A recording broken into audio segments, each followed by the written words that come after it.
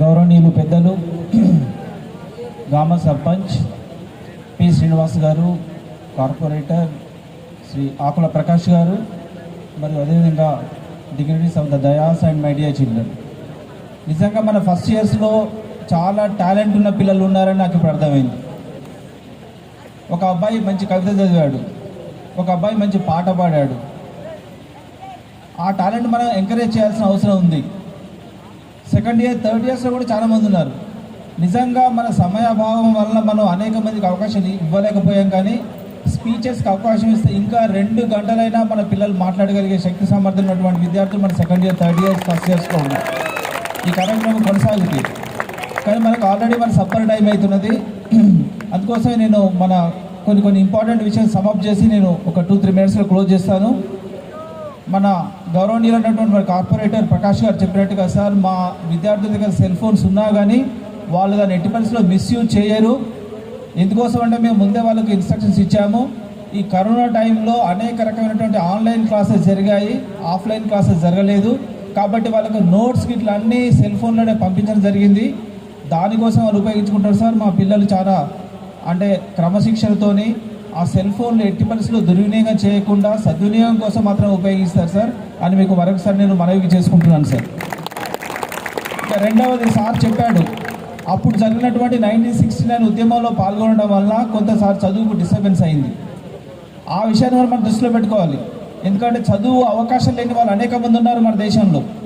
చదువుకుందామన్నా కూడా చదువుకునే అవకాశం లేకుండా, తల్లిదండ్రులకు ఆర్థిక స్తోమత లేక వాళ్ళని కాలేజీ పంపించే స్థితి లేకుండా, హాస్టల్స్ ఉన్నా కానీ ఇంట్లో పనిచేయాలని పెట్టుకునే వాళ్ళు కూడా కొంతమంది ఉన్నారు.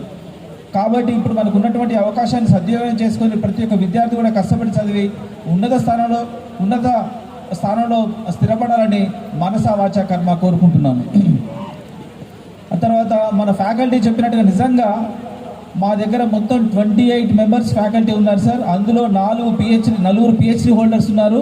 మిగతా స్టాఫ్ అందరూ కూడా నెట్ ఆర్ సెట్ క్వాలిఫై అయిన వాళ్ళే, highly qualified staff. It is a team work sir. ఒక ప్రిన్సిపాల్గా ఒక వైస్ ప్రిన్సిపాల్ చేస్తే సరిపోదు. ఇక్కడ ఉన్నటువంటి నేను ఇంతకుముందు చెప్పాను, మా స్టూడెంట్స్ సెంట్రల్ యూనివర్సిటీలో కానీ, నిట్లలో కానీ, లేకుంటే ప్రెస్టీజియస్ ఇన్స్టిట్యూషన్లో సీట్ రావడానికి ఆ కారణం ఆ కఠోర శ్రమ మా యొక్క టీచింగ్ స్టాఫ్ చేసే వాళ్ళందరూ అహర్నిశలు కష్టపడి ఎప్పుడు పిల్లల్ని కంటికి రెప్పలా కాపాడుతూ వాళ్ళ హౌస్ మాస్టర్స్గా వాళ్ళ డ్యూటీలు చేస్తూ హెల్త్ అసిస్టెంట్ మొదలుపెట్టుకొని మా హాస్టల్లో ఉన్నటువంటి కుక్స్ వరకు ప్రతి ఒక్కరు కూడా విద్యార్థులకు యోగక్షేమాల పట్ల ఎప్పుడు నిరంతరం పర్యవేక్షిస్తూ ఉంటారు. కాబట్టి ఈ విధంగా మేము మంచి ఉన్నతమైనటువంటి ఫలితాలను సాధించడం జరుగుతున్నది. ఆ విధంగా మా యొక్క స్టాఫ్ యొక్క నిరంతర కృషి, వారి యొక్క నిరంతర శ్రమ ఈ ఫలితాల వెనుక ఉన్నదని మరొకసారి నేను మనవి చేస్తున్నాను. నిజంగా మన విద్యార్థి మోహన్ కేశవ్ మాట్లాడిన మాటలు నిజంగా చాలా నచ్చాయి. ఎందుకోసం అంటే నిజంగా మన తల్లిదండ్రులు ఉన్నప్పుడు వాళ్ళ విలువ తెలియదు, మనకు అవకాశం ఉన్నప్పుడు ఆ విలువ తెలియదు, మనకు ఫుడ్ ఉన్నప్పుడు కూడా ఎక్కువగా ఫుడ్ ఉన్నప్పుడు ఆ ఫుడ్ విలువ తెలియదు.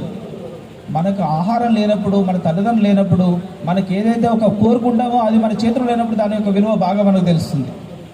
నిజంగా చూడండి, అతను ఆ ఎగ్జామ్ పోవాలి, అతను మధ్యాహ్నం తినడానికి కూడా తన జేబులో డబ్బులు లేవు, ఎంత కష్టం అనిపిస్తుంది. ఏం చేస్తారు, ఈ బెగ్గింగ్ చేయాల్సి వస్తుంది, వేరే డబ్బులు అడుకోవాల్సి వస్తుంది. డబ్బులు అడుకొని చివరికి బస్సులో ఇంటికి రావడానికి ఎంత కష్టపడటం తెలుస్తున్నది. అందుకోసమే ముఖ్యంగా మన విద్యార్థులకు తెలియజేసేది ఏంటంటే, దయచేసి ఫుడ్ని వేస్ట్ చేయకండి. ఎందుకంటే అన్నం పరమో బ్రహ్మ అన్నారు. అంటే అంతకంటే ఇక గొప్పది ఏది లేదు దేశంలో. మనం బంగారం తినం, డబ్బులు తినం, మనం తినేది అన్నమే. ఎట్టి పరిస్థితుల్లో మనం మళ్ళా రైస్ వండుకొని తినాల్సిందే. ఒక ధనవంతుని దగ్గర డబ్బు, బిస్కెట్, బంగారం ముద్దలు ఉండొచ్చు, తినగలుగుతారో తినలేడు కదా. మళ్ళీ చివరికి అతను ఎంత ఆస్తి ఉన్నా, ఎన్ని డబ్బులున్నా, ఎంత సంపద ఉన్నా, ఎన్ని భూములున్నా, ఎన్ని బంగ్లాలు ఉన్నా మన చివరికి వచ్చి భోజనం చేయాల్సిందే. కాబట్టి భోజనాన్ని వేస్ట్ చేయకండి, భోజనం పట్ల గౌరవం కలిగి ఉండండి. అట్లాంటి ఆ మోహన్ కేశవ్ చెప్పింది నాకు బాగా నచ్చింది. తప్పకుండా మన పిల్లలందరూ ఇది పాటిస్తారని నేను ఆశిస్తాను. అదేవిధంగా మన లింగన్న కూడా చెప్పాడు, రైతే రాజు, రైతు లేకుండా ఏ రాజ్యం లేదు, ఏ దేశం లేదు. ఎందుకంటే రైతు పంట పండిస్తేనే మనం తింటాం. బిజినెస్ చేస్తే అందులో వచ్చే డబ్బుల వల్ల మనం బ్రతకలేము, లేకుంటే ఫ్యాక్టరీలో జరిగినటువంటి ఉత్పత్తి వల్ల ఆ వస్తువులు తిని మనం బ్రతకలేము. రైతే రాజు. తప్పకుండా రైతు ఈ దేశానికి వెన్నెముక. కాబట్టి మనందరం దాదాపు నేను కానీ ఇక్కడ ఉన్నటువంటి ఎక్కువ మంది రైతు కుటుంబం నుంచి వచ్చిన వాళ్ళమే. రైతు శ్రమ మనకు తెలుసు. కాబట్టి రైతుల్ని గౌరవించాల్సిన అవసరం కూడా మనకు ఎంతైనా ఉంది. కాబట్టి ఇప్పుడు రైతులు చాలా దేశంలో ఉద్యమం చేస్తున్నారు, వాళ్ళ యొక్క హక్కుల కోసం కొట్లాడుతున్నారు. వాళ్ళకు సంఘీభావం ప్రకటించాల్సిన అవసరం కూడా ప్రతి ఒక్కరికి ఉంది. ఇక రాజ్ కుమార్ చాలా బాగా మాట్లాడాడు. నిజాన్ని చెప్తున్నాను, మీరు కోతి పిల్లలే, మీరు పిల్లలు గారు. ఎందుకోసంటే కోతి కూడా ఏం చేస్తుందంటే తన తల్లి కడుపును పట్టుకుంటుంది. అది జంప్ చేస్తున్నప్పుడు, ఒక చెట్టు నుంచి ఇంకో చెట్టు జంప్ చేస్తున్నప్పుడు కోతి తన పిల్లల్ని గమనించదని కాదు, అది తప్పకుండా నిరంతరం తన పిల్లల్ని చూస్తూనే ఉంటుంది. అది దాన్ని పట్టుకోదు కోతి, కానీ తనను పట్టుకున్నటువంటి పిల్ల ఎట్లా పట్టుకుంది, తనను జాగ్రత్తగా పట్టుకుందా లేదా, మరి అది కింద పడుతుందని నిరంతరం అది తన యొక్క కళ్ళని తన పిల్ల పైన ఉంచుతుంది అన్నట్టు. అదేవిధంగా ఇక్కడ మన టీచర్స్ కూడా ఎప్పుడు మిమ్మల్ని నిరంతరం పర్యవేక్షిస్తుంటారు. మీరు కోతి పిల్లలే, పిల్లలు గారు. కాబట్టి ఆ టీచర్స్, మన యొక్క లెక్చరర్స్ యొక్క పర్యవేక్షణ మీ మీద ఉండాల్సిందే. ఉంటేనే మీరు దారి తప్పకుండా సక్రమైన మార్గంలో ఉండి, అంటే మీ యొక్క నిరంతరమైనటువంటి చదువుపైన శ్రద్ధ పెట్టి మీరు జీవితంలో అభివృద్ధి కావడానికి అవకాశం ఉంటుంది. కాబట్టి ఆ విధంగా మీరందరూ కోతి పిల్లలే, మీకు అందరికి స్వేచ్ఛ ఉంది. ఆ స్వేచ్ఛను దుర్వినియోగం చేయొద్దనేది నేను కోరుతున్నా. ఒకవేళ మనం దుర్వినియోగం చేసినట్లయితే మన స్టాఫ్ మెంబర్ ఒకసారి సార్ చెప్పాడు, సతీష్ సార్ చక్కగా చెప్పాడు. ఎందుకోసం అంటే మనకి ఇచ్చిన అవకాశాన్ని దుర్వినియోగం చేసుకుంటే మన జీవితంలో ఎప్పుడు కూడా అభివృద్ధి పదంలో ప్రయాణించము. మనం ఎప్పుడైనా మనకున్న అవకాశాన్ని సద్వినియోగం చేసుకోవాలి, మనకు ఉన్నటువంటి టైంను ఉపయోగించుకోవాలి, మనకు ఉన్నటువంటి అవకాశాలు ఉపయోగించుకోవాలి. మంచి స్టాఫ్ ఉన్నారు మన దగ్గర, కాబట్టి వాళ్ళు మీరు వెంటాడండి. మనం చెప్పాడు, రాజ్ కుమార్ చెప్పాడు. ఎందుకోసం మనం కోతులంటే మన సార్లు అంటే మనకు ఉన్నటువంటి స్టాఫ్ని తప్పకుండా మనం వాళ్ళని ఎప్పుడు వెంబడిపడి వాళ్ళకు ఉన్నటువంటి సబ్జెక్టు మనం నేర్చుకోవడానికి ప్రయత్నం చేయాలి. ఆ విధంగా మనం మన జీవితంలో అభివృద్ధి చెందడానికి ప్రయత్నం చేయాలని నేను కోరుకుంటున్నా. అదేవిధంగా మన ప్రవీణ్ చెప్పాడు, ఫస్ట్ ఇయర్ అబ్బాయి Praveen, all powers with in you.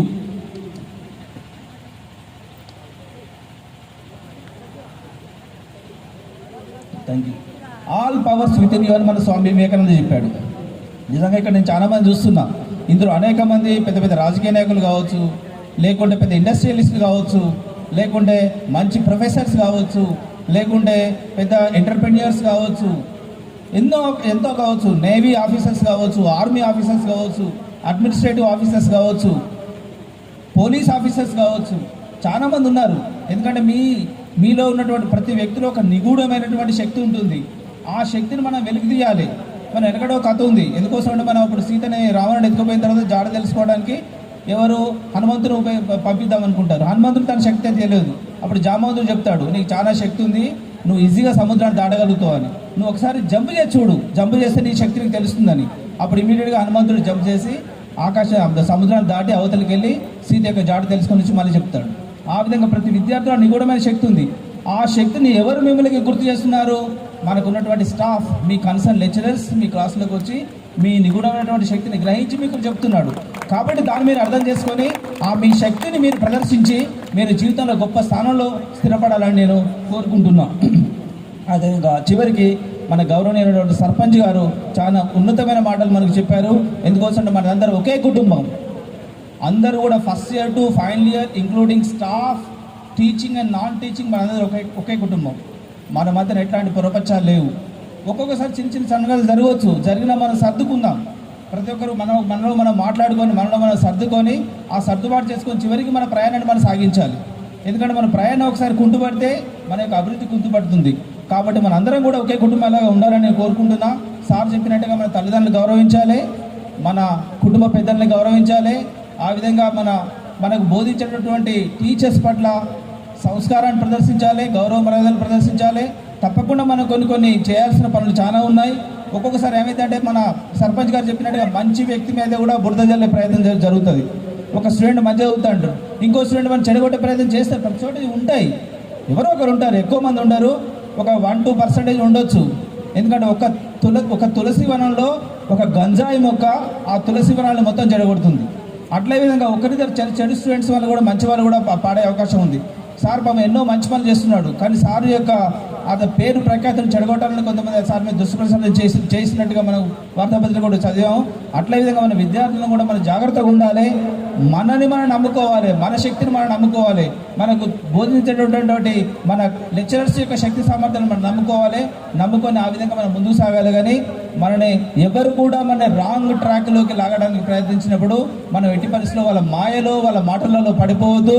మన పని మనం చేసుకోవాలి. Do your duty, then you will become successful అనే యొక్క సూత్రాన్ని మనం గమనించి ఆ సూత్రం ప్రకారంగా మనం ప్రయాణించాలని మరొకసారి కోరుకుంటూ ఈ సమావేశానికి విచ్చేసి మాకందరికీ ఎన్నో మంచి మాటలు చెప్పినటువంటి ముఖ్యంగా మన సర్పంచ్, మన గౌరవనీయులైనటువంటి మన chief guest sarpanch P Srinivas గారికి, మరి అదేవిధంగా మన గౌరవనీయులైనటువంటి స్పెషల్ గెస్ట్ అండ్ ఆకుల ప్రకాష్ గారికి మరొకసారి కృతజ్ఞత తెలియజేస్తూ, అదేవిధంగా ఈ కార్యక్రమాన్ని దిగ్విజయం చేసినటువంటి మన మిత్రులందరికీ, ముఖ్యంగా ఈ ఫేర్వెల్ పార్టీ అరేంజ్ చేసినటువంటి seniors, second and third year స్టూడెంట్స్కు మరీ I express my gratitude to them, and they have arranged this beautiful program.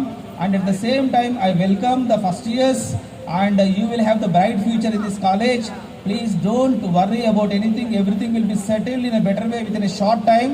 And mingle with your seniors and get their advice and become wise, and you will be definitely you will strengthen your knowledge, and you will strengthen your powers. Thank you one and all.